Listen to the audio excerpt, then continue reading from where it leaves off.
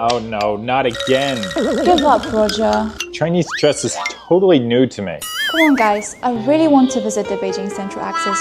You know, the Italian explorer Marco Polo visited here more than 700 years ago. In his book, he wrote, "The streets are so straight and wide. The entire city is arranged in squares, just like a chessboard." So what is this Central Axis really about? A street? Marco Polo may be right, because if you visualize the city as a chessboard, there's really a central axis running through in the middle. So it's like a 7.8 kilometers long, and it expands from north to south. There are about 15 heritage components on the central axis. Wow. How will we visit all of them? Yeah. That'll take ages. Actually, there's a simple way. We can bike through the central axis in about 3 hours. Wow, really? Yeah. Then what are we waiting for? Okay, let's go cycling. Let me bring my camera and check.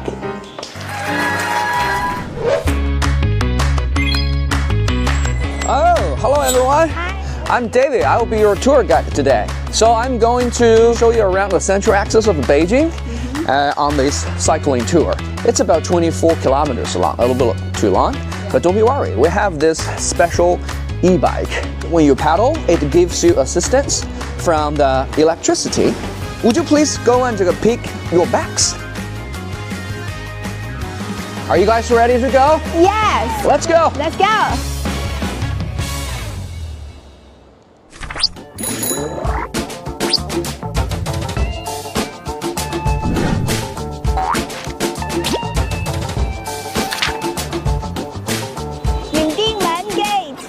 The central axis of Beijing consists of 3 sections. The southern part, which starts from here to the Tianmen area, the middle part, which extends from Tianmen area to the Jingshan Park, and the northern part, which starts from Jingshan Park to the Drum Tower and Bell Tower.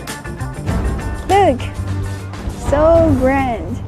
As you know that this is the Yongjimen Gate, the starting point of the central axis from the south. Yongjimen was the main gate at the southern wall of the outer city of Beijing in the Ming and Qing dynasties.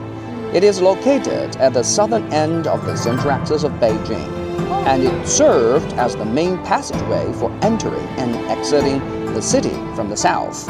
From ancient buildings to modern structures, the axis adheres to the ancient notion of selecting the center, expressing the philosophical concepts of harmony and symmetry that are deeply cherished in Chinese civilization. So what do you think of this Yongjimen Gate? Well, I'm imagining myself coming here in another century and being pretty intimidated by the giant lions and by the wall, wondering what's on the other side of that gate after a long journey. I think it's a really magical place. I really love it. I love how all the small components, they complement each other, and there's always 2 of everything, such as the animals and the gate. I like the feeling that it kind of creates harmony, also safety. Yeah.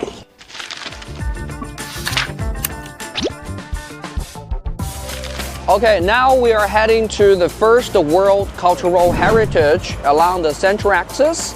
It's called the Temple of Heaven.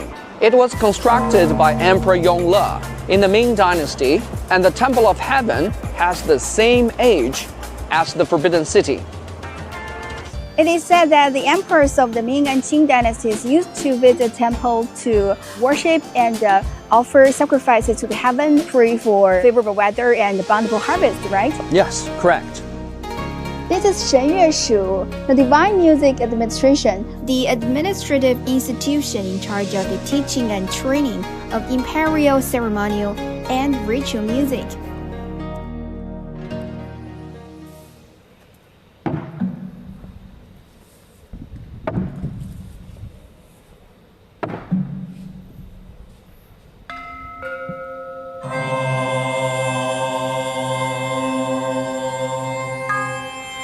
我们的这个音乐呢叫中和韶乐，这个音乐啊，它是明清时期的这个祭祀音乐。中和韶乐的这个名字就是中正、平和、尽善又尽美的音乐。How many instruments were used in this performance? 我们的这个中和韶乐的乐队呢，一共是16种乐器，乐队的这个乐手大概是70多人，然后呢，还有跳舞的人员，一共是128人，加起来大概是有一个200人的乐队。哎，嗨，梁老师你好。嗨，大家好，这是咱们的中轴线骑行活动，我也为大家送了一点小小的祝福。这儿呢有我精绣的一个小小的文创，它上面绣的是龙，正好配合咱们中轴线的这个整个的一条线，相当于咱们的龙脉的一个传承，也希望咱们的骑行一路顺利。好香啊！对，而且是中药的香草。Welcome to China。哦，good。是是，不客气。好的，谢谢雷老师，谢谢。好，祝你们一路顺利。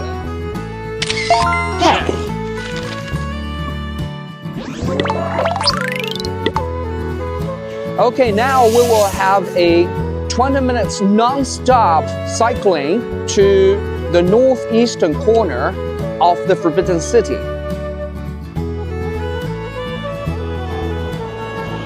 Tiananmen Gate.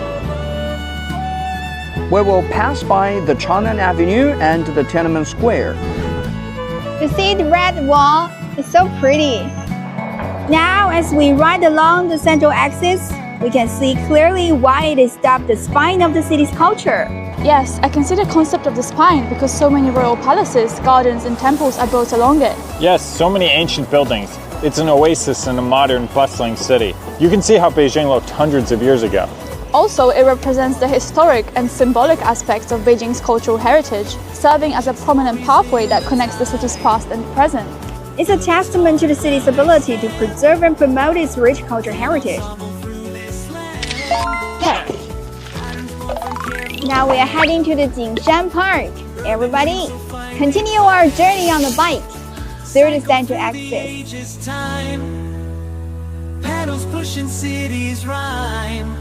Over the years, Beijing has implemented a series of measures to retain the traditional touches of the central axis and its cultural heritage, including relocating residents or units occupying heritage protected sites, improving surrounding environment, and using digital tools to empower the preservation.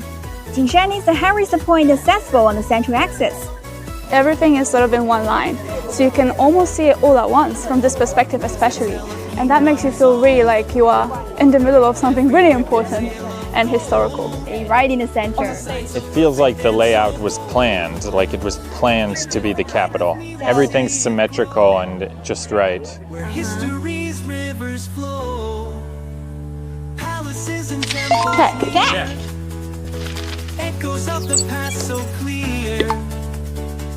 The Wanning Bridge, the oldest bridge along Beijing's central axis, is the only surviving Yuan Dynasty bridge in the capital that is still used for transportation. It stands as a testament to Asian water conservancy technology, with its unique design embodying the achievement of ancient craftsmen in flood prevention and navigation. The Wanning Bridge witnessed the transformation and utilization of the Grand Canal, the world's longest man-made canal. The bridge is flanked by exquisitely carved beast-shaped structures, water-control beasts, on its eastern and western sides. These mythical creatures embody ancient people's aspiration to prevent floods and their prayer for good fortune.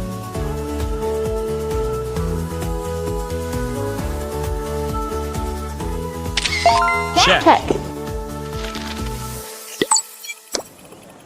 We have now arrived at the northern end of the central axis of Beijing, Drum Tower and Bell Tower. Bells and drums are used as musical instruments in ancient China, and now they evolved into tools for timekeeping.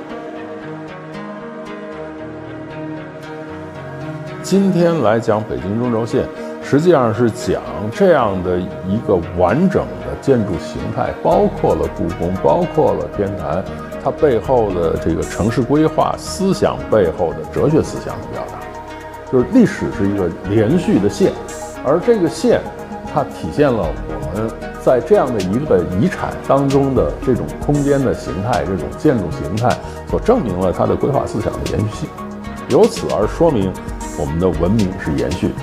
这些观念无论是在古代还是今天，依然对中国有着重要的意义。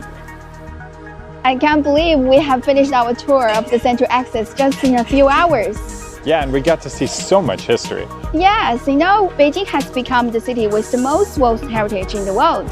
So how do you feel about its cycling journey? I'm so happy to see the once imperial sites allowing ordinary citizens to visit. We can all enjoy Beijing's ancient, unique charm. And today the city has evolved into a modern metropolis. Royal palaces, gardens, and temples have become public parks and museums. Yeah, and our tour was the perfect way to see a fusion of the old and the new of the city. And I'm so happy that I got to see all the famous sites. I highly recommend this tour. Okay, now let's take another picture. Echoes of the past so clear, cycling through the atmosphere. Beijing's heart forever.